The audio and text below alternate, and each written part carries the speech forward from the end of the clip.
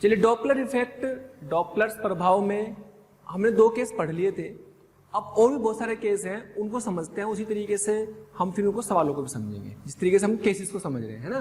तो इसमें हमारा जो ध्यान देखो, तो केस फर्स्ट ये था, केस फर्स्ट ये था कि अगर हमारे पास ये सोर्स है, ये मूव कर रहा है ना, जिसकी स्पीड कितनी है vs, साउंड की स्पीड कितनी है v, और ऑब्जेक्ट ये ऑब्जर्वर है, ये रेस्ट पर था। आपने देखा कि इसमें इसकी फ्रीक्वेंसी तो थी fs, तो इसको ऑब्जर्व को रिसीव कितनी हुई, ऑब्जर्व को रिसीव फ्रीक्वेंसी हो गई fo। ये कितनी थी, आप क्या कर लेंगे कि जो साउंड की फ्रीक्वेंसी है वो तो हमेशा आप यहाँ रखेंगे, वो तो आनी ही आनी है, इंटू fs भी आना हर केस में। अब हम इसकी शॉर्ट ट्रिक पे जा रहे हैं, जिससे कि हम सारे केसेस को समझ लेंगे। हर केस में आपको ऐसे बना लेना है, हर केस में इतनी काम को कर लेना, ये फॉर्मूला तो हर केस में लिख लेना, है ना। ऐसे हम केस सेकंड की बात कर लेंगे, केस सेकंड, है ना, और केस सेकंड में भी लिख लेंगे कैसे, केस थर्ड बनाएंगे, केस फोर्थ बनाएंगे, और सारे केस बना लेंगे। इसमें हमारे पास ये रेस्ट पर है, ये चल रहा है। ये भी कह सकते हैं कि ये आपका इधर की जगह इधर जा रहा हो, और ये रेस्ट पर ही हो, ये रेस्ट पर ही हो, विराम में है ना, ऑब्जेक्ट रेस्ट पर है। तो क्या अंतर आएगा वो भी देख लेंगे। तो ध्यान दे, ऑब्जेक्ट तो रेस्ट पर है, हमेशा ऊपर कौन आएगा, ऑब्जर्वर तो रेस्ट पर है, ऑब्जर्वर मतलब प्रेक्षक तो रेस्ट पर है, हमेशा ऊपर ऑब्जर्वर आएगा, लेकिन जो रेस्ट पर ही है तो उसको तो 0 रख लेंगे। नीचे कौन आएगा, vs। इतनी चीजें तो आपको हर सवाल में लिख लेनी है। ये भी vs भी, यहाँ पे v नोट आएगा, लेकिन v नोट क्या है, 0 है, v नोट क्या है, इसकी 0 है। तो ये हर सवाल में आपको फॉर्मूला लिखने के लिए याद रखना। ध्यान दे, v इस तरफ, vs भी इस तरफ, दोनों एक ही तरफ मान लो, दोनों एक ही तरफ मान लो। तो आप इसको ऐसा समझ लो पहले तो कि भाई क्या दोनों की अगर सापेक्ष के तरीके सोचे तो v और vs एक ही तरफ। देखो ध्यान, साउंड की स्पीड तो हम उधर मान लेंगे, इधर हमारा प्रेक्षक होगा, साउंड की स्पीड तो हमेशा प्रेक्षक की तरफ मान सकते हैं, लेकिन स्रोत की स्पीड तो आपकी जिधर दी होगी उधर ही लेंगे। तो ये इस तरफ है, साउंड भी इस तरफ ले लेंगे, दोनों एक ही तरफ होंगे। तो सापेक्ष गति के हिसाब से सोच सकते हो, चाहो तो सिर्फ ट्रिक बता रहा हूं, एक तरफ जा रहे हैं तो दोनों को घटाएंगे या जोड़ेंगे, घटाएंगे क्योंकि एक ही तरफ है, ठीक। तो यहां पर v माइनस vs आएगा। और ऐसे सोच सकते हैं कि भाई इसको, इसकी फ्रीक्वेंसी, इसकी आवृत्ति ज्यादा सुनाई देगी, कम, पास मारा तो ज्यादा सुनाई देगी, ज्यादा सुनाई देगी तो इसका मतलब नीचे की वैल्यू कम होनी चाहिए। अगर कम होगी तो ये ज्यादा हो जाएगी, यानी कि fo ग्रेटर देन fs। ये आ गया, तो ये 0 कर दो या प्लस कर दो, कुछ भी कर दो, तो 0 ही है। तो यानी कि यहाँ पे तो कुछ नहीं आने वाला। तो इस केस में तो v upon v minus vs fs, दो fo is greater than fs। सोचो अगर दूर जा रही हो तो दूर जा रही हो तो fo v, ऊपर तो ये 0 ही रहेगी, इंटू fs, तो v। सोचो जब ये दूर जा रहा है, साउंड की स्पीड उधर ही रखेंगे, v इधर, vs इधर, तो दोनों को घटा दो, दोनों को जोड़ देंगे विपरीत दिशा में, तो v प्लस vs। दूर जाएगा तो आवृत्ति कम सुनाई देगी ना, इसको कम सुनाई देने का मतलब नीचे की संख्या ज्यादा होगी, ये ज्यादा ये कम, तो दोनों को करेंगे ज्यादा, इसको डिवाइड करेंगे तो 1 से कम आएगी ये वैल्यू, 1 से कम आएगी तो हम कह सकते हैं कि fo लेस देन fs। तो अब आपको ऐसे रटना है कि अच्छा है, फॉर्मूले को सीधे से बना लो, फिर घटे क्वेश्चन देखा तुरंत बना लिया, अच्छा कौन किधर जा रहा है, इधर जा रहा। केस सेकंड में इसको रोक लो, इसको चला लो, सोर्स रेस्ट पर मतलब vs 0, ऑब्जेक्ट पहले इधर मूव करा लो, फिर इधर मूव कराएंगे, साउंड की स्पीड v इस तरफ रखेंगे, इधर ऑब्जर्वर है ना, इसकी स्पीड v नॉट, तो फिर वही fo बराबर इस तरह से फ्रीक्वेंसी fs है, इसको रिसीव कौन सी होगी, ऑब्जर्वर को, इसको रिसीव हो गई, मैंने बताया पहले v और fs ऐसा लिख लो। और भाई यहां पर अब आपको यहाँ vo, ऊपर हमेशा ऑब्जर्वर की बात सोचनी, नीचे हमेशा स्रोत की vs की बात सोचनी। अब सोचो स्रोत तो 0 ही है, तो नीचे तो स्रोत की तो कुछ आने का नहीं, स्रोत का काम खत्म होगा नीचे से, ऊपर अपना vo आना। अब देखो साउंड की स्पीड इधर, ये भी इधर, दोनों एक दूसरे के विपरीत सापेक्ष के हिसाब से सोच लो चाहो तो बढ़ेगा स्पीड, स्पीड मतलब v प्लस v नोट हो जाएगी, v प्लस v नोट। या ऐसे सोच लो कि भाई इस स्रोत की तरफ आ रहा है ना, बेटे स्रोत की तरफ आ रहा है, तो उसका मतलब इसको ज्यादा ध्वनि सुनाई देगी, ज्यादा तीव्र सुनाई देगी, है ना, तो ज्यादा फ्रीक्वेंसी सुनाई देगी, ज्यादा फ्रीक्वेंसी सुनाई देगी, तो इसका मतलब ये हुआ कि ऊपर की संख्या 1 से ज्यादा आनी चाहिए। तो देखो दिस अपॉन दिस, इन दोनों को डिवाइड करेंगे, ज्यादा आएगा तो हम कहेंगे कि ये वाला क्या हो गया, fo ग्रेटर देन fs है। F O greater than F S है। और अगर आप सोचो ऐसा सोच लो, सोर्स है, रेस्ट पर है, और इसको ऑब्जर्वर को इधर ले जाओ, तो भैया यहाँ पे क्या आ जाएगा, एफ ओ बराबर फिर वी एफ एस, नीचे जीरो, वी एस तो जीरो ही होगा, तो नीचे तो सोर्स का काम खत्म। हमेशा याद रखें सोर्स नीचे ही आना है, ऑब्जर्वर ऊपर ही रहना है, बस एक शॉर्ट ट्रिक रट लें। तो आपको कोई चीज रटने की जरूरत नहीं है, फिर सारे सवालों में बहुत सारे केस सवाल बन जाएंगे, सब में आप बस ये ट्रिक लगाएं। हाँ जी, दूर जा रहा है मतलब आवर्ती कम सुनाई देगी, यानी कि आपकी इधर भी नोट है, इधर भी, दोनों के आप सापेक्ष गति अगर देखें तो घटाना पड़ेगा। वैसे घटाने से कम भी होनी चाहिए क्योंकि कम हो भी नहीं। देखो ये संख्या एक से ज्यादा आएगी कट के, तो एक से ज्यादा आ जाएगी, गलती कर दी, एक से कम v माइनस वी नॉट, ये संख्या कम आएगी ना एक से, तो हम कहेंगे कि यहां पर F O is less than F S. ठीक है, तो ये हमारे एक तरह से केस तो दो लिए, लेकिन 4 सवाल हो गए, 1 2 3 4 सवाल हो गए, इधर जा रहा हूं इधर जा रहा हूं, इधर जा रहा हूं इधर जा रहा हूं, 4 सवाल हो गए। एक तरह से चारों तरह की वैरायटी के क्वेश्चन मिलेंगे कि इसको इस केस में यह आवृत्ति सुनाई देगी, इस केस में यह आवृत्ति सुनाई देगी, इस केस में यह आवृत्ति सुनाई देगी, इस केस में यह आवृत्ति सुनाई देगी, किस में बढ़ गई किस में घटेगी। कॉमन सेंस की बात है, पास में जा रहे हैं तो बढ़ेगी, दूर जा रहे हैं तो घटेगी, और वो हमारे इस सारे सवालों के आंसर में दिख भी रहा है। ठीक, और क्या केस हो सकता है भी, दोनों भी चल सकते हैं, दोनों भी चल सकते हैं। और दोनों भी चलने में क्या क्या केस हो सकता है, दोनों मान लो ऐसे चल रहे, दोनों ऐसे चल रहे, या एक इधर एक इधर, एक इधर एक इधर, इसमें भी कई केस हो गए। तो हम दोनों चलाते हैं, मान लो केस थर्ड लिया, सोर्स लिया, इसको मैंने इधर चलाया, ऑब्जेक्ट इसको मैंने इधर चलाया, ये वी नॉट साउंड की स्पीड वी, ये V S frequency F S, इसको कौन सी मिली, एफ ओ। मैंने सब आपको क्या होता है, यहाँ पे वी लिख लो, यहाँ पे वी लिख लो, यहाँ पे अपना वी एफ एस लिख लिया। ठीक, जब दोनों पास में आ रहे हो तो आपको पता है कि इसकी फ्रीक्वेंसी क्या होगी, इसकी फ्रीक्वेंसी यहां पर बढ़ेगी, इसको पता है कि इस की तरफ जा रहा है, ये भी इसकी तरफ जा रहा, तो आवर्ती इसको ज्यादा सुनाई देगी, इसको लगेगी बढ़ रही है, ये तो हमें पता लग रहा। और बढ़ने के लिए ऊपर ज्यादा आना चाहिए, नीचे कम आना चाहिए, तो ऊपर ज्यादा आना चाहिए, नीचे कम आने के लिए ऊपर जुड़ जाए नीचे घट जाए, ये तो कॉमन सेंस हो गए। या थोड़ा सापेक्ष के हिसाब से भी सोच ले कि भाई दोनों साउंड की स्पीड v में vs विपरीत है ना, तो जुड़ जाएगी v नॉट। और यहां पर देखो v और vs, क्योंकि v के साथ देखना ना मैं, तो v और vs एक ही दिशा में है तो घट जाएगी v विपरीत, ऐसे समझ लो।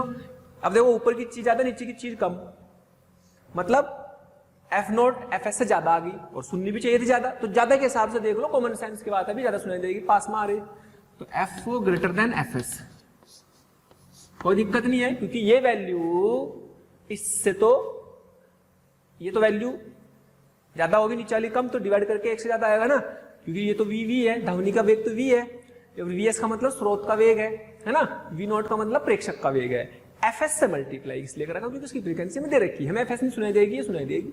ठीक, अच्छा अब दोनों की तरफ क्या कर दो, दोनों को हम इधर ले जा रहे हैं, इस तरफ वी नॉट, साउंड तो अभी भी इधर ही चलेगी, इधर ऑब्जर्वर है, साउंड तो अभी भी उधर ही मानेंगे जिधर प्रेक्षक है। ध्यान रखें साउंड की तो चारों तरफ फैल रही जाएगी, तो ऑब्जर्वर के कानों में, तो एक ही दूसरी तरफ रखेंगे साउंड उधर, इधर कौन है, जिधर प्रेक्षक है। इस तरफ वी एस ले लिया हमने इस तरफ, तो हमारा सोचो क्या बैठेगा, हाँ जी इधर वी एफ एस, ये आ गया। अब बताओ क्या सापेक्ष के साथ साथ सोचते हैं भाई, वी इधर वी नॉट उधर, तो सापेक्ष गति में घटेंगे, एक ही दिशा में होने की वजह से घटेंगे, और घटेंगे तो v माइनस वी नॉट आ गया, v इधर वी एस इधर, विपरीत हो गए तो जुड़ गए, लो जी वी एस ऐसे जुड़ गए, विपरीत दिशा में जुड़ जाती है, आपको सेम डायरेक्शन में घट जाती है।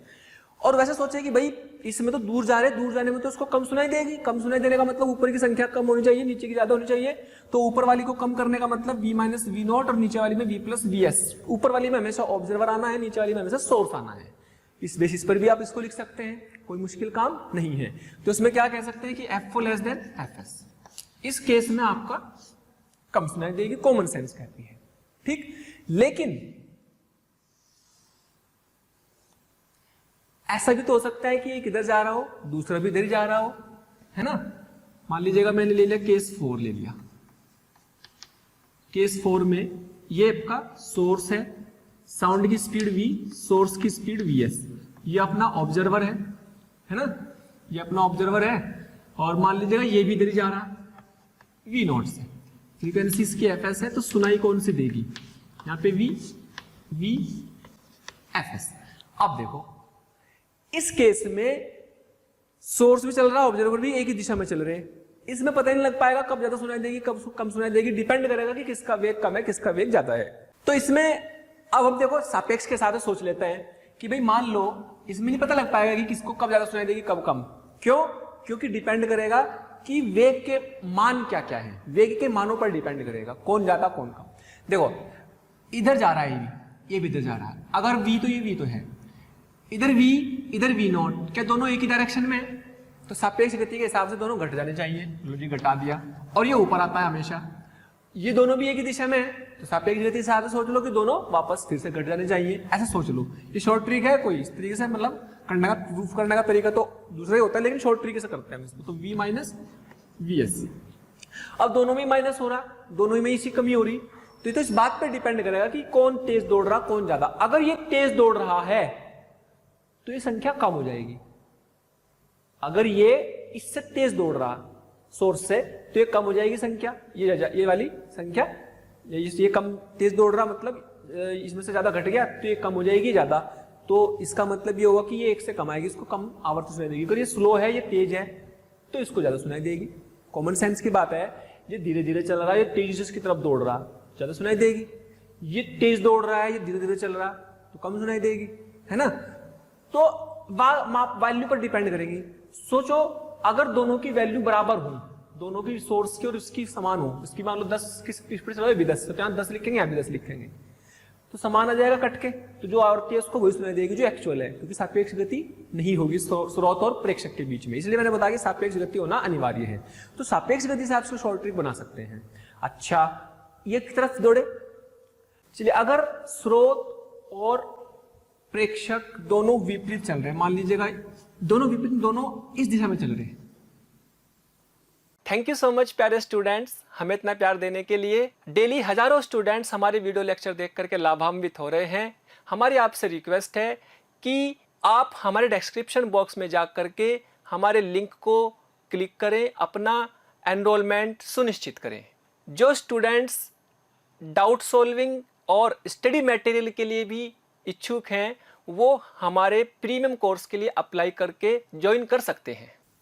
इधर वी नॉट इधर वी एस, लेकिन धमनी का वेग किधर दिखाओगे, धमनी तो उसके कानों में जानी तो उसकी तरफ ही दिखाएंगे, इधर वी दिखाएंगे, ठीक, अगर ऐसे चल रहे हैं, है ना। देखिए स्रोत इधर, उसके पीछे पीछे वेग, ये आपका प्रेक्षक दौड़ रहा है, इसकी फ्रीक्वेंसी एस छोड़ रहा है तो उसको क्या सुनाई देगी, एफ ओ। तो यहाँ पर आप ये नहीं कह सकते कौन उसको ज्यादा सुनाई दे रही है या कम, ये डेटा पर डिपेंड करेगा कि डेटा क्या है ना, वेग के डेटा पर डिपेंड करेगा। आंसर आने के बाद पता लगेगा अच्छा यार ये ज्यादा आई या कम आई, है ना। तो शॉर्ट ट्रिक के अकॉर्डिंग आप वी एफ एस, अब सोचो ये वी इधर ये वी नोट इधर, क्या दोनों एक दूसरे के विपरीत है तो जुड़ जाएगी, वी प्लस वी नोट। यहाँ देखो वी और वी एस, क्या ये भी एक दूसरे के विपरीत है तो विपरीत भी जुड़ जाएगी वी एस। तो अगेन यहाँ से आप कह नहीं सकते कि कौन ज्यादा कौन कम, हो सकता है ज्यादा हो सकता है ज्यादा हो, तो पता नहीं लग पाएगा कि बढ़ी है घटी, तो डिपेंड करेगा डेटा पर। तो यहाँ सोल्व करने के बाद पता लगेगा कि एक्चुअल आंसर क्या आएगा। तो एफ बराबर आ गया, तो यहाँ पर हमारे पास एफ की वैल्यू ये आ गई, ठीक।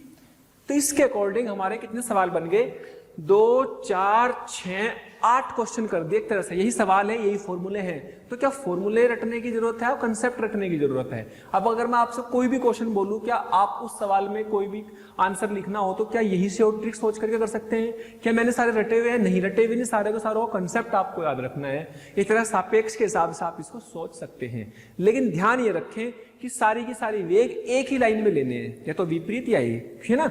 अगर किसी एंगल पर होंगे फिर कंपोनेंट या अवयव लेने पड़ते हैं एक लाइन में, वो वाला केस भी करेंगे। लेकिन फिलहाल ये सारे केस आप ध्यान रखें। टोटल एक तरह से देखा जाए तो केस 4 है, लेकिन हर एक केस में 2-2 हैं, है ना। हर एक केस में 2-2 हैं, तो कितना हो गए 8 सवाल हो गए। इसी वैरायटी के सवाल मिलते हैं। उसमें इंपॉर्टेंट क्या है, उसमें इंपॉर्टेंट है ये तो कॉमन सम में बस ये रखने, ऊपर नीचे वी नोट वी एस, बस यहाँ plus minus plus minus plus minus minus plus plus ये सब बदल जाएंगे। इन शॉर्ट आप कहें तो बस ये चिन्ह आपने सही लगा लिए, साइन सही लगा लिए, तो आपको डॉपलर इफेक्ट के सारे सवाल हो जाएंगे। अदरवाइज आपको प्रॉब्लम है। और कोई मुश्किल नहीं है, बहुत ही आसान सवाल होते हैं, बच्चे सब कर देते हैं। चलिए, अगर जो हमने फॉर्मूले पढ़े, उसमें मैंने आपको शॉर्ट ट्रिक बताई कि कैसे हम कोई भी आवर्ती जो प्रेक्षक को सुनाई देती है, आभासी आवर्ती, उस आवर्ती का फॉर्मूला कैसे लिखना है। ठीक है, क्वेश्चन में डाटा दिया होगा, डाटा फिल कर देंगे, लेकिन अकल उसी तरीके से लगानी जैसे मैंने सारे केस समझाए, बहुत इंपॉर्टेंट है इनको समझना, है ना। अब इसमें मान लो कभी कभी हवा का वेग भी दे देता है। आपने देखा होगा, मान लो मैं बोल रहा हूं और आप सुन रहे हैं और मेरे पीछे से हवा आ रही है, इधर से पीछे से हवा चला दी जाए, हवा का वेग उसी तरफ आ गई, इधर मेरी ध्वनि जा रही, तो हवा के वेग तो आपको बहुत तेज सुनने लगती है, ज्यादा सुनने लगती है ना। अगर इधर पंखा चला दूं, मेरी हवा की, मैं बोल रहा हूं, पंखा इधर चला दूं, हवा इधर चलने लगे, तो आपको मेरी आवाज सुननी भी नहीं लगनी, सुन भी नहीं रही होगी, है ना, कम सुनती है। तो एक्चुअल में हवा के वेग से भी फर्क पड़ता है कि कितनी आवृत्ति उसको सुनाई दे रही है ना।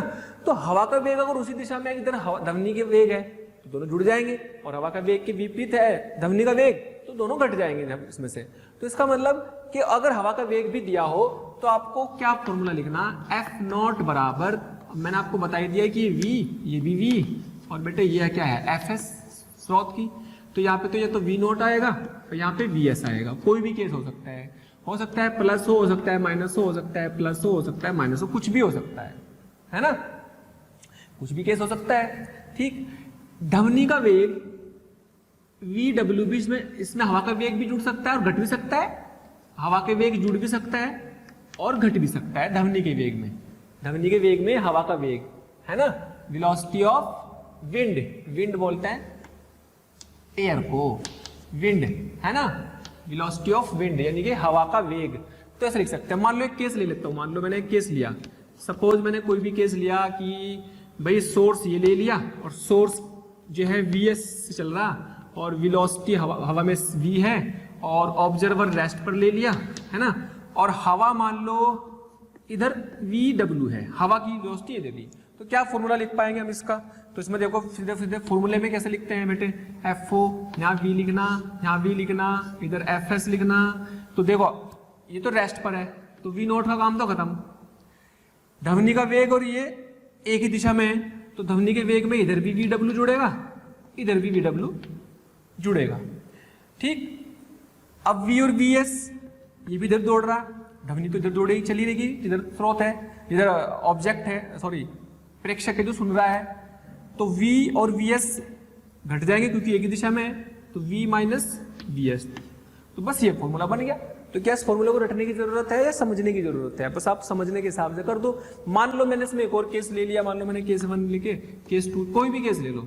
मान लो मैंने ले लिया कि भाई ये सोर्स है और मान लो ये इधर जा रहा और ये ऑब्जर्वर है, मान लिया इधर जा रहा, हवा इधर चल रही, हवा का वेग इधर, VS भी इधर, ध्वनि तो उधर चलेगी, V0 इधर, ध्वनि तो प्रेक्षक के कानों में जाएगी, ध्वनि का वेग तो उधर ही होगा, इधर प्रेक्षक होगा, चारों तरफ फैलती है ध्वनि, चारों तरफ, लेकिन लेंगे किस तरफ, जिधर प्रेक्षक है। बाकी स्रोत का भी एक लाइन में होगा, ये भी एक तरफ लेंगे, इसको भी एक तरफ लेंगे। तो इसके लिए क्या फॉर्मूला बन जाएगा, देखो बिल्कुल सिंपल सोचना है, फंडा वही लगाना, V/V और वही FS।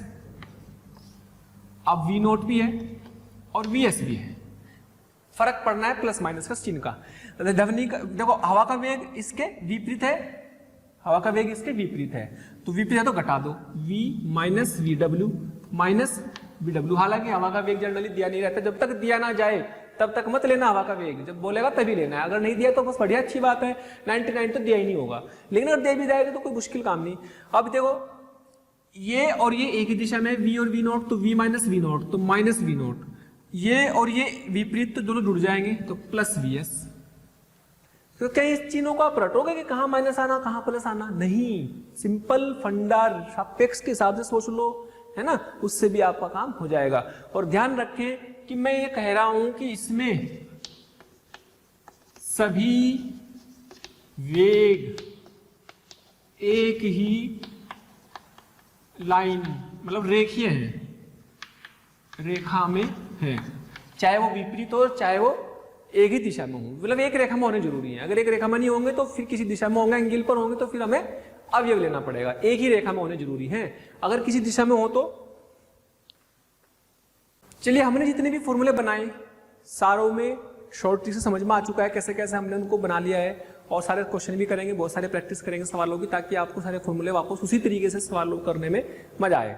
वो करेंगे प्रैक्टिस। लेकिन अगर सारे सवाल फॉर्मूले में देखो तो सारे के सारे वेग या तो एक दिशा में थे या विपरीत थे, एक ही लाइन में थे, एक रेखा में थे, तो कोई टेंशन वाली बात नहीं थी। लेकिन अगर एक रेखा में ना हो तो अवयव लेने पड़ेंगे। यदि स्रोत और प्रेक्षक एक रेखा में ना हो, यदि स्रोत एवं प्रेक्षक एक रेखा में गतिमान नहीं है, तो किसी कोण थीटा पर गति करते हैं तो क्या होगा? मान लो ऐसा आपके पास ये स्रोत इस तरफ जा रहा है किसी एंगल थीटा पर, ठीक, और मान लीजिएगा ये आपके पास ऑब्जर्वर है, ऑब्जर्वर आपका किसी एंगल पर जा रहा है V नॉट पर, और ये एंगल मान लीजिएगा कुछ भी थीटा है, इसको अल्फा मान लो, इसको अल्फा मान लो। ध्वनि का वेग तो किधर लेंगे?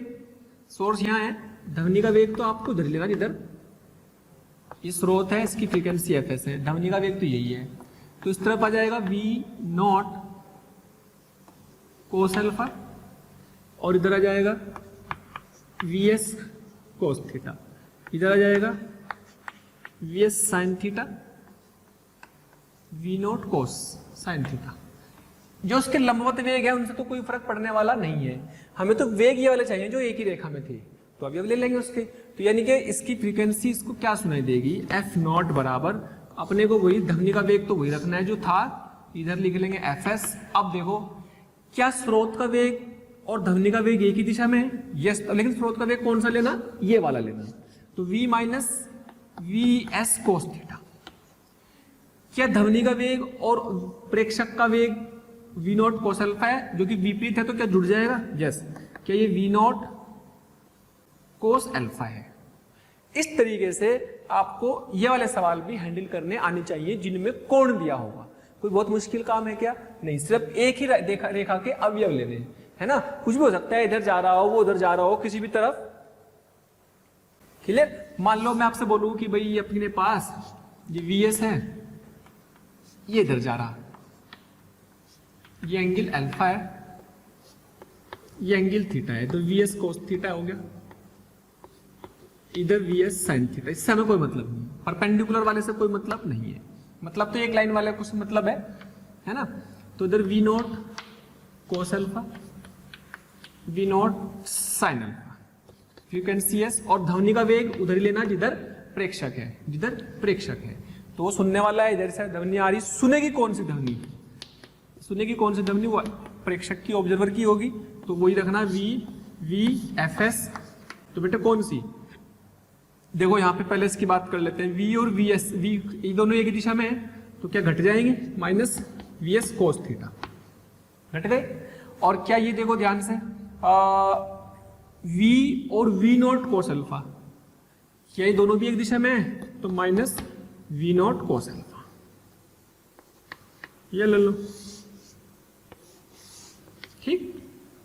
तो इतनी बात समझ में आ गई होगी। नहीं कि इस तरह के सवाल जितने भी केस हमने किए वो सारे केस में किसी अगर एंगल पर जा रहे होंगे तो कोई किधर भी जा रहा होगा, उसी हिसाब से हमें एक ही दिशा में वेग ले लेना है। मान लो ये इधर जा रहा है तो इसका एक वेग इधर आ जाएगा, तो इधर वाला वेग ले लेंगे, उसी हिसाब से चिन्ह बदल जाएंगे, उसी के अकॉर्डिंग आंसर लिख देंगे, है ना। कोई मुश्किल काम नहीं है। अब सवालों की प्रैक्टिस करते हैं, सवालों से सीखोगे कि हमने कैसे इन फॉर्मूलों को अप्लाई करना है। कोई मुश्किल नहीं है, क्वेश्चन पर आते हैं। ओके, चलिए अब हम डॉपलर इफेक्ट, डॉपलर्स प्रभाव के सवालों पर चर्चा करते हैं। सवालों से सीखेंगे आप, और मैं फिर कह रहा हूं कि बहुत इंपॉर्टेंट चैप्टर है, टॉपिक है, जिसमें से सवाल आना ही आना होता है साउंड वाले चैप्टर से। तो इसलिए इस पर बहुत अच्छे से प्रैक्टिस करेंगे, काफी सवाल करेंगे, आपको फील आ जाएगी इस चैप्टर से, इस टॉपिक की। तो सवाल में ये दिया हुआ है कि ये डायग्राम दिया हुआ, इस चित्र में ये प्रेक्षक है जो यहां से वहां जा रहा है, बीच में क्या रखा है? एक स्रोत, S4 स्रोत या फिर सोर्स, है ना। तो V नॉट वेलोसिटी से ये चलना शुरू करा और B तक पहुंचा, B तक पहुंचा, है ना। जब ये इधर पहुंच रहा है तो ध्यान दे कि ये इस तरफ जा रहा है, इसमें से ध्वनि की वेग तो इधर भी निकल रहा है, इधर भी, इधर भी, इधर भी, इधर भी, इधर भी, इधर भी, हर तरफ। तो ध्वनि का वेग जब जिधर प्रेक्षक होगा उसी तरफ ले लेंगे। प्यारे बच्चों, हमें रोज कमेंट्स के माध्यम से ये रिक्वेस्ट आ रही है कि सर हमें इस टॉपिक के वीडियो लेक्चर प्रोवाइड करें या इस टॉपिक के वीडियो को समझाएं। तो मेरी आपसे रिक्वेस्ट है कि आप हमारे चैनल पर जाकर के सब्सक्राइब करें और बेल आइकन को हिट करें, ताकि जो भी वीडियो लेक्चर हमने डाले हुए हैं उसके नोटिफिकेशन आपसे मिस ना हो। मैं ऐसा इसलिए कह रहा हूं क्योंकि हमने ज़्यादातर वीडियो लेक्चर को ऑलरेडी अपने चैनल पर डाला हुआ है, तो जिस लेक्चर की आप डिमांड कर रहे हैं वो लेक्चर आपको पॉसिबली वहां पर मिल जाएंगे। ध्वनि का वेग जिधर प्रेक्षक होगा उसी की डायरेक्शन में मानेंगे, इसलिए ध्वनि के वेग से कभी कंफ्यूज होने की जरूरत नहीं है। यहाँ है तो ध्वनि का वेग किधर मान लेंगे, इधर। और अगर प्रेक्षक यहाँ चलते चलते चलते चलते यहाँ पहुंच गया तो ध्वनि का वेग किधर ले लेंगे, उधर ले लेंगे जिधर प्रेक्षक होगा। ध्वनि के वेग में तो टेंशन ही नहीं हो, तो दुनिया की चारों दिशाओं में फैलता है ना, तो उसकी तो टेंशन है नहीं, तो ध्वनि का वेग इधर ले लेंगे, लेकिन स्रोत रेस्ट पर है। तो अगर मैं ये कह रहा हूं कि ए पर फ्रीक्वेंसी कितनी सुनाई दी और जब ये बी पर पहुंच गया तो बी पर फ्रीक्वेंसी कितनी सुनाई दी, उनका अंतर बताओ। अच्छा, दो फ्रीक्वेंसी का अंतर को हमने पढ़ा था, उन्हें बीट्स भी कहते हैं, बीट्स पर सेकंड। दो फ्रीक्वेंसी का अंतर को क्या पढ़ा था, बीट्स पर सेकंड पढ़ा था। विस्पंद प्रति सेकंड, विस्पंदों की संख्या भी पूछ सकता है, प्रति सेकंड कितनी सुनाई दे रही है। इन शॉर्ट आपको दो फ्रीक्वेंसियों का अंतर भी पूछ सकता है। आपको तो अलग अलग किसी भी पॉइंट पे फ्रीक्वेंसी निकालनी आनी चाहिए, उनका अंतर पूछ ले या उनके विस्पंदों की प्रति सेकंड संख्या पूछ ले, मतलब उनका डिफरेंस पूछ ले। तो यहाँ पे जो फ्रीक्वेंसी मान लो इसको यहाँ पे मिली वो एफ है, यहाँ पे फ्रीक्वेंसी मिली वो एफ बी है, तो मुझे निकालना क्या, F A minus F B कितना होगा। F A minus F B को क्या बोलते हैं, बीट फ्रीक्वेंसी, दो फ्रीक्वेंसियों का अंतर। ए पर प्राप्त फ्रीक्वेंसी कितनी है, एफ ए। बी पर पहुंचा तो बी पर प्राप्त फ्रीक्वेंसी कितनी है, एफ बी।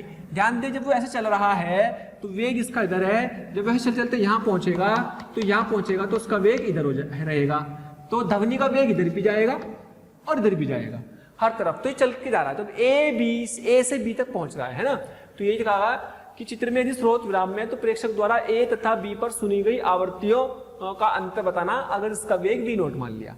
क्लियर, आवृत्तियों का अंतर बताना सिंपल भाषा में मैंने दे दिया। मैं कह रहा हूं कि अगर आवृत्तियों का अंतर नहीं भी कहता, वो कहता है कि मुझे विस्पंद प्रति सेकंड कितने सुनाई दे, कितना होगा वहां पर ए और बी पर दोनों का, यानी कि फ्रीक्वेंसी का अंतर तो बोल रहा है, तो इसलिए इसको डरने की जरूरत नहीं है। तो मैंने डायरेक्ट वहां बोल दिया अंतर। तो एफ ए की बात करते हैं,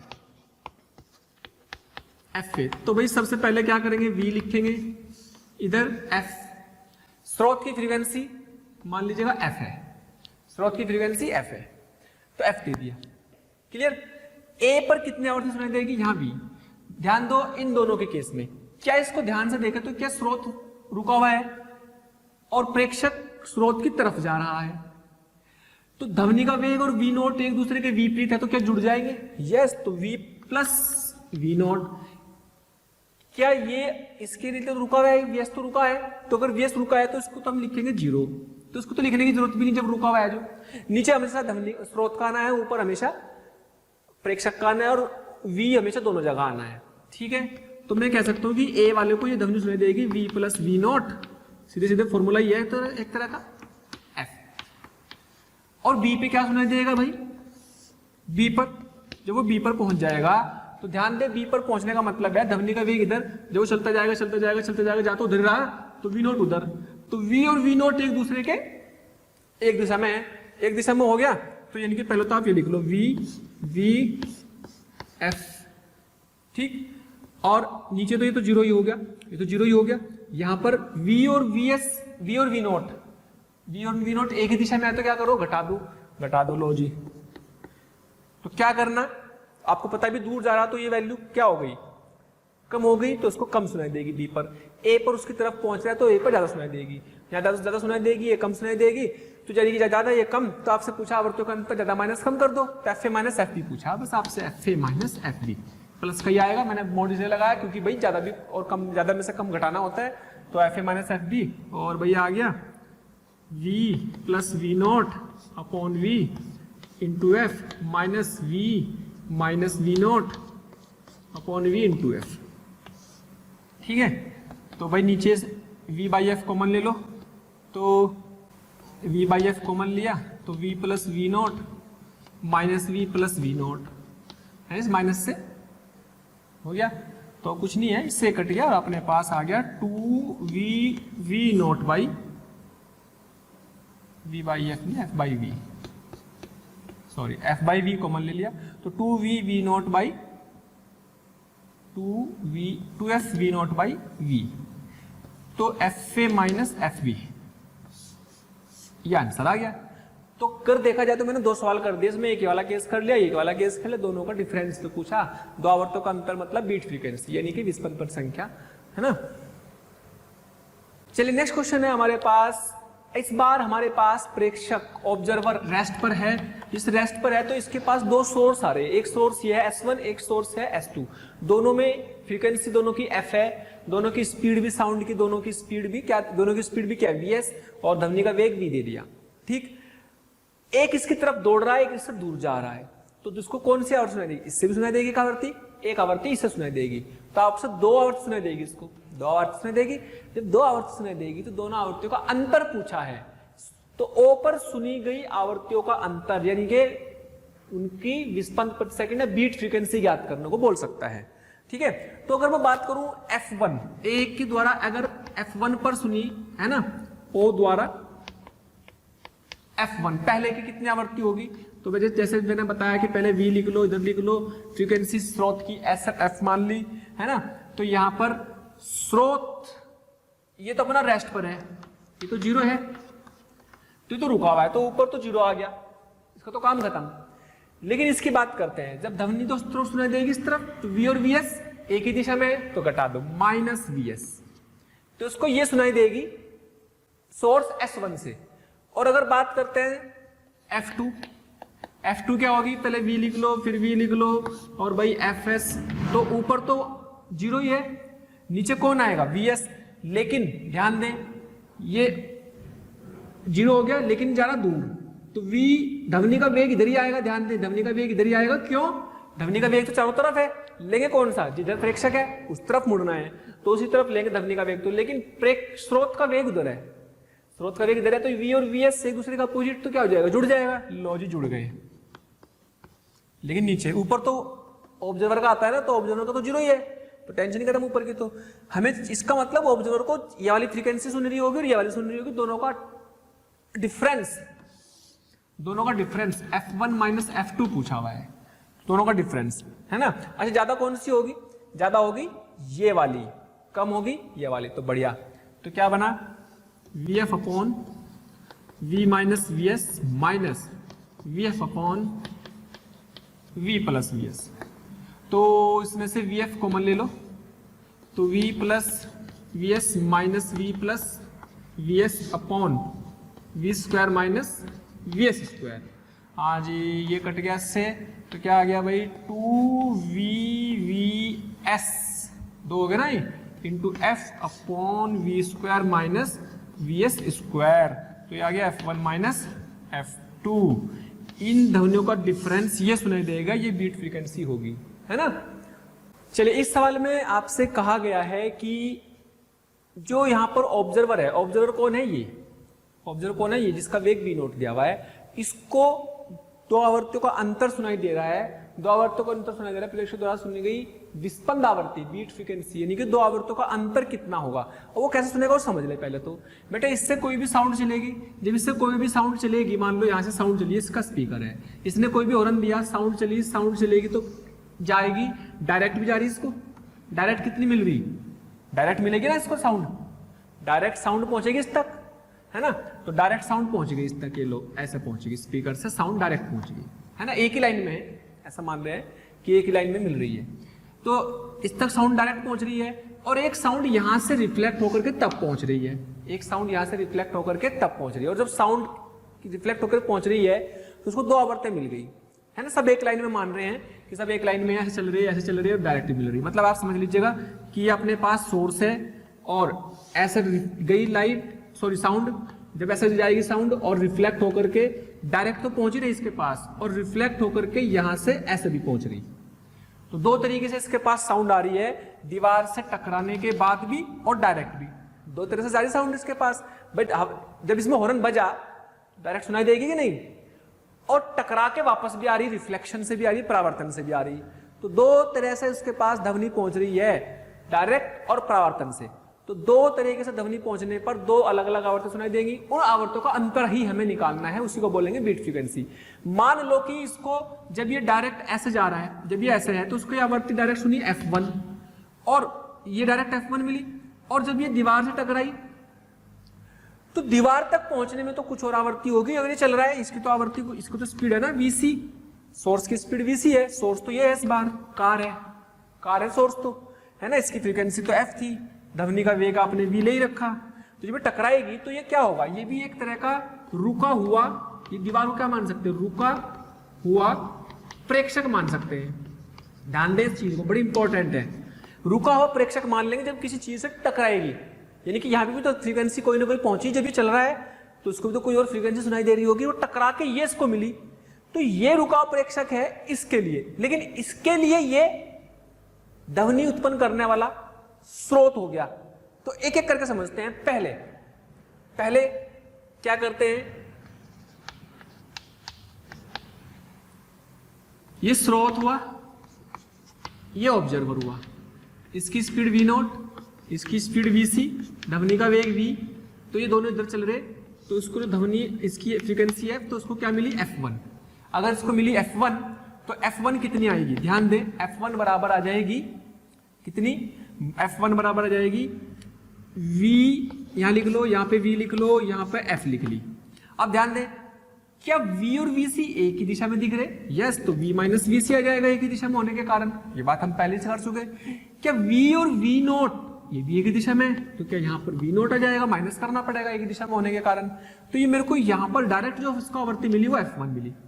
ठीक, अब मुझे क्या करना है, मुझे ये करना है भाई कि जो यहाँ पे सोर्स है, जो यहाँ पे सोर्स है, ये सोर्स जो है ऐसे इससे दीवार तक जा रही, तो दीवार को आप रुका हुआ, है ना, रेस्ट पर, विराम या रुका हुआ विराम प्रेक्षक मान लो, विराम प्रेक्षक। तो यहां पे मान लो फ्रीक्वेंसी मिली इसको f डैश, इसने तो f छोड़ी, यहाँ पे v, इसके vc, तो उसकी वेलोसिटी क्या मान लेंगे, 0 मान लेंगे, इसकी तो वेलोसिटी 0 मान ली हमने, जो यहाँ पे मिली इसको एक तरह से मान सकते हैं रुका हुआ कोई भी प्रेक्षक है जिसको यहाँ पर आवृत्ति जो मिली वो f डैश है। तो f डैश कितनी मिलेगी भाई, f डैश कितनी मिलेगी, तो पहले तो वही v और f, सोचो v और vc तो नीचे आना ही है, और ये दोनों एक ही दिशा में होने के कारण माइनस vc, लेकिन ये तो रुका हुआ है तो 0 हो गया।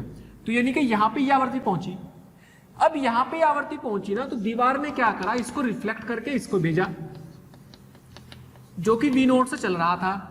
तो दीवार एक f डैश आवृत्ति का सोर्स हो गया, आवृत्ति का स्रोत हुआ, जो कि रेस्ट पर है, इसे स्रोत मान लिया, तो इसकी वेलोसिटी तो 0 है, लेकिन ये तो दौड़ रहा है इधर, ये तो दौड़ रहा है, तो इसको जो आवृत्ति मिली, इसको जो आवृत्ति मिली वो क्या मिली, मान लो f2 मिली।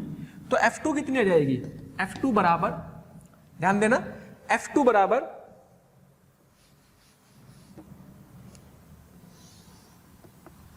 तो यहां से f2 कितनी मिल जाएगी, f2 बराबर क्या, v, ध्वनि का वेग तो टकरा करके ध्वनि का वेग तो इधर भी आ जाएगा, ध्वनि के वेग पे तो कोई फर्क नहीं पड़ रहा है।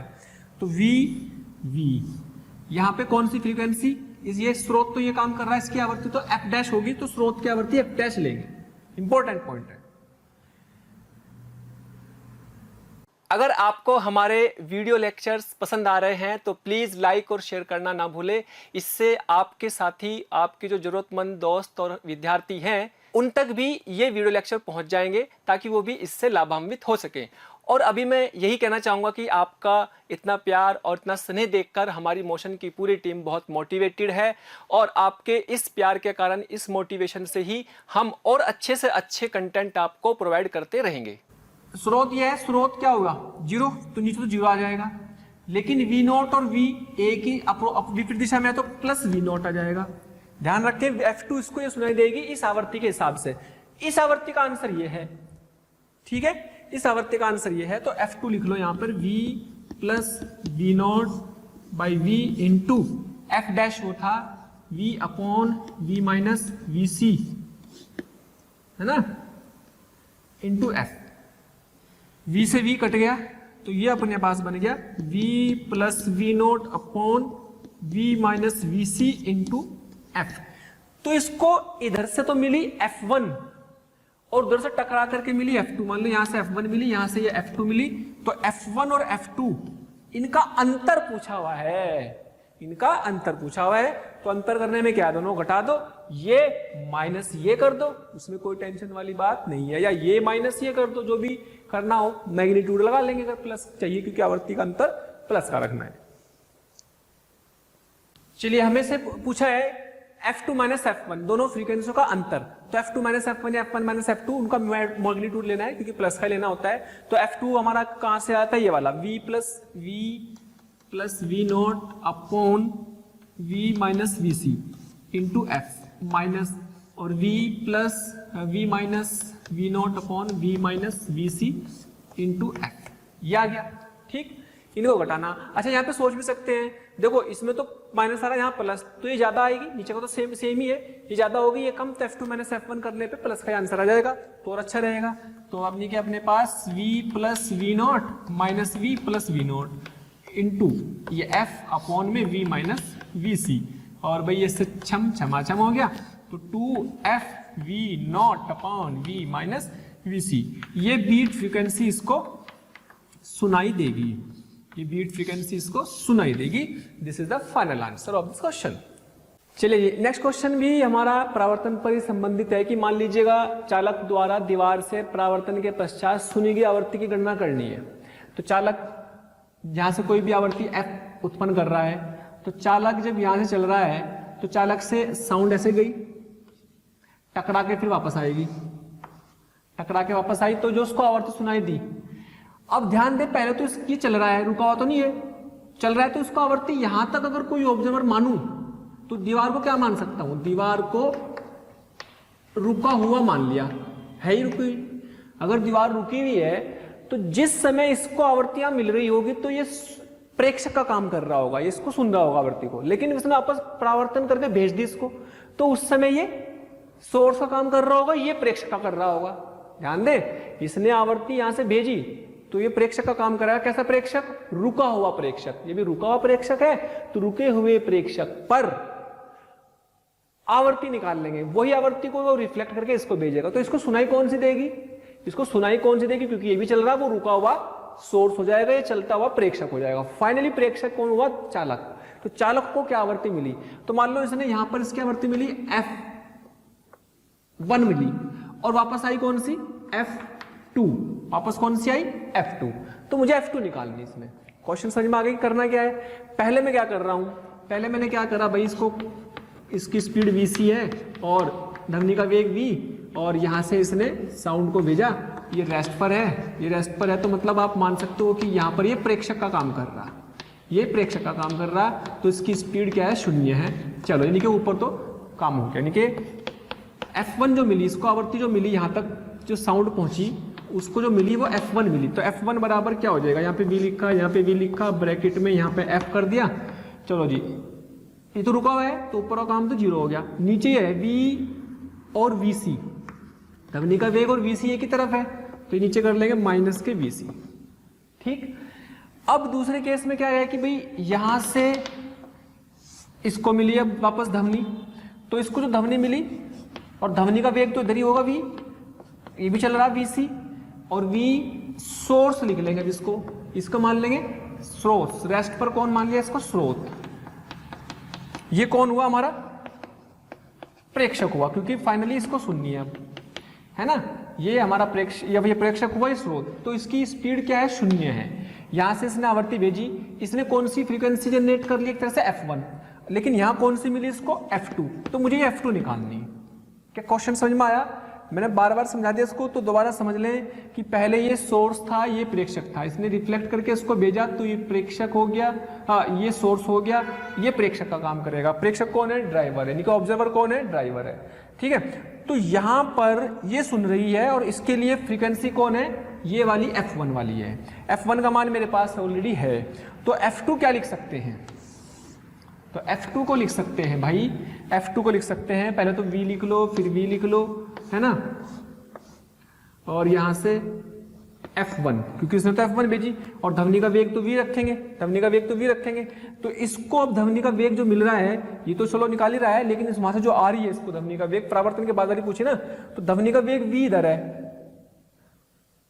और सोर्स ये है, तो रुका हुआ है, तो सोर्स ये है, तो नीचे तो 0 आ गया, ध्यान दें ये रुका हुआ है, लेकिन ध्वनि का वेग v है और प्रेक्षक ये है जिसकी स्पीड क्या है vc ये काम करेगी अपनी कौन सी v नोट की जगह, तो यहां पर और दोनों एक दूसरे के अपोजिट हैं तो जुड़ जाएगी।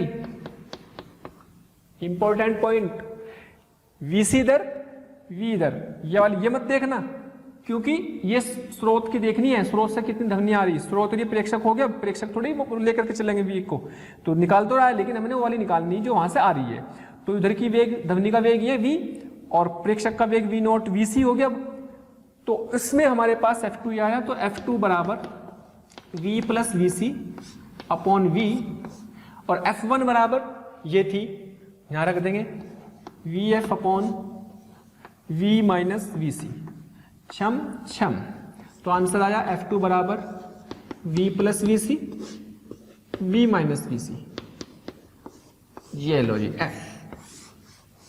तो ये आंसर हुआ, यह आवृत्ति इसको सुनाई देगी परावर्तन के पश्चात। ओके, चलिए इस क्वेश्चन में हमें दिया हुआ है कि कार है जो कि 36 किलोमीटर पर आवर की स्पीड चल रही है। 36 किलोमीटर पर आवर को हमने कार की स्पीड को मीटर पर सेकंड में बदलने के लिए 5/18 से कर लिया। हमसे पूछा है कि जो यहां पर विराम में एक ऑब्जर्वर है, प्रेक्षक है, इस प्रेक्षक को जो आवर्ती मिल रही है उनका अंतर क्या है। क्या इसको एक आवर्ती डायरेक्ट मिल रही होगी, यस डायरेक्ट ध्वनि जा रही होगी इसके पास, और एक यहां से रिफ्लेक्ट होकर के वापस तब जा रही होगी, रिफ्लेक्ट होकर के बताई होगी। तो दो आवर्ती मिल रही होगी, एक F1 और एक F2, इन दोनों का अंतर इसको मिलेगा, है ना। तो परावर्तन से भी मिलेगी और डायरेक्ट मिलेगी। तो इस तरह का हमने सवाल एक क्वेश्चन किया भी था पहले, अब डाटा के साथ कर लेते हैं। मतलब अगर ये सोर्स है यहाँ पर और यहाँ पर ये ऑब्जर्वर है, तो डायरेक्ट तो इसको मिलेगी यहाँ पर F1 अगर इसकी फ्रीक्वेंसी F है तो उसको, और चल किधर रहा है, ये इधर चल रहा है तो इसकी Vs इधर है, यस है ना। और बेटा ध्वनि की स्पीड तो इधर भी लेंगे इधर भी लेंगे, V तो इधर भी ले लेते हैं इधर भी लेते हैं। और यहाँ पर क्या होगा, ये दीवार है, टकराएगी, टकरा करके वापस फिर उसको मिलेगी, तो वो कौन सी मिलेगी, F2 मिलेगी। इन दोनों आवृत्तियों का अंतर ही हमसे पूछा गया है, सवाल समझ में आना जरूरी है पहले। अब कैसे निकालते हैं, चलो भाई पहले क्या करते हैं, डायरेक्ट निकालते हैं। डायरेक्ट में ये अपना ऑब्जर्वर है, ये अपना सोर्स है, ये अपने कार है जिसकी स्पीड 10 मीटर पर सेकंड इस तरफ है, लेकिन ध्वनि का वेग तो दोनों तरफ ले सकते हैं। ध्वनि का वेग तो 340 मीटर पर सेकंड इधर भी ले लेंगे और इधर भी इधर भी इधर भी हर तरफ है। तो यहाँ पर ये रेस्ट पर है, ये से दूर जा रहा है, तो उसको जो फ्रीक्वेंसी यहाँ से F है वो कितनी है, 500 हर्ट्ज। तो हमसे पूछा है F1, तो F1 कितनी मिली, इसको डायरेक्ट कितनी फ्रीक्वेंसी मिली, यहाँ से मान लो F1 मिली, तो F1 मिल रही तो कितनी मिलेगी, V अपॉन V और यहाँ से F लिख लेंगे। इसकी तो वेलोसिटी 0 है, इसकी तो वेलोसिटी 0 है, तो V माइनस 0 और यहाँ V माइनस, ये तो इसको तो 0 आ गया, V माइनस कितना, यहाँ पे इसका आएगा इस V, और ये दोनों एक दूसरे के विपरीत है, तो क्या V प्लस VS हो जाएगा, यस। तो जुड़ जाएंगे दोनों के दोनों, तो कुल मिला के 340 बटे 340 प्लस 10 इंटू 500, और ये F1 आना चाहिए बराबर 340 बटे 350 इंटू 5, ये जा गया, ये गया, एक जीरो जाएगी इसमें से, ये लो, है ना। तो भाई 5 से कट कर देंगे, 5 दाम 50, 5 सत्ते 35, 7 से ये कट रहा है, देखो ध्यान से, 7 चौक 28, 7 चौक 28, तो बचे कितने, बचे कितने, 7 चौक 28, तो बचे गए 6, तो 7, या आप समझ लो कितना बच रहा है, 3400 बटे 7, कटना पूरा पूरा 3400 बटे 7 बच गया, ठीक है, F1 आ गया। अब दूसरा ये कह रहा है बेटे कि कार तो ये चल रही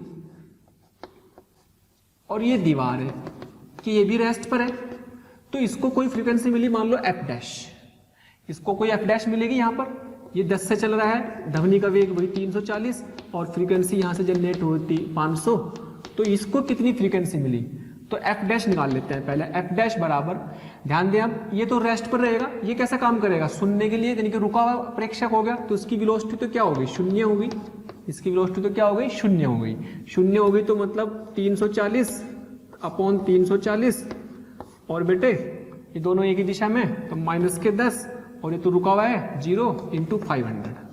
ये समझ में आना चाहिए बिल्कुल कि हमने इसमें फॉर्मूले के हिसाब से सारी वैल्यूज को सेट कर दिया, दोनों एक दिशा में तो घट गई, और ये तो रुका हुआ है तो ये कुछ नहीं हुआ, और फ्रीक्वेंसी कितनी 500 थी। चलो जी, तो 34 बटे यह बचेगा 34, ये बचेगा 33 इंटू 500, तो ये भी तो कोई कटता नहीं, तो ये एफ डैश होगी। ठीक, अब इतना रखो। अब इसको यहां से ये सोर्स की तरह काम करेगा। ये अपना ऑब्जर्वर था, इसको ये आवर्ती मिली, यहां से एफ डैश भेजी, लेकिन इसको मिली कौन सी, F2, इसको तो F2 मिली। तो F2 क्या लिखेंगे, F2 को लिखने के लिए करना पड़ेगा बेटे कि 340 इधर से आएगी, 340 धमनी की तो स्पीड यही रहेगी 340, लेकिन ये सोर्स है, ये रुका हुआ है, ये सोर्स है, ये रुका हुआ है, कि ये भी ये ऑब्जर्वर है कि ये भी रुका हुआ है, यानी कि 334 बटे 33 इंटू 500, तो सेम एफ डैश ही मिल जाएगी कि F2 बराबर एफ डैश ही मिल जाएगी। यस, यानी कि यहाँ पर F2 बराबर एफ डैश ही मिल जाएगी, क्योंकि दोनों रुके हुए के हिसाब से चलेंगे, ये तो रुका हुआ है, ये भी रुका हुआ है, इसकी तो कोई चाल नहीं दे रखी है ना। चलो, तो यानी कि अपने पास 34 बटे 33 इंटू 500 ये आ गया। अभी इसका और F2 का और F1 का अंतर इसको मिल रहा है, उनका अंतर निकालना है ना। तो हमें क्या निकालना है, इन दोनों फ्रीक्वेंसी का अंतर। तो F1 कितना आया था, F1 आया था बेटे 3400 बटे 7, लगभग 486 के आसपास बैठ जाएगा। F2 कितना आया भाई, F2 आया था हमारे पास 34 बटे 33, सोल्व कर लेना, लगभग 515 के आसपास बैठ जाएगा। अंतर पूछा हुआ है तो F2 माइनस F1 कर लो, है ना। तो 515 माइनस 486, तो 12 में से 6 गए 6, तो गलती कर दी गया, 515 तो 15 में से 6 गए 9, 15 में से 6 गए 9, 10 में से 8 गए, यहाँ पे 0 बचा, 10 में से 8 गए 2, तो उनको इतनी आवृत्तियों का अंतर मिलेगा। ठीक है, तो प्यारे बच्चों, अगर आप चाहते हैं कि आपको किसी भी टॉपिक के लाइव डिस्कशन, वीडियो लेक्चर या स्टडी मटेरियल की ज़रूरत है, तो कृपया आप हमें इस नंबर पर कॉल कर सकते हैं 18002121 799 18002121 799।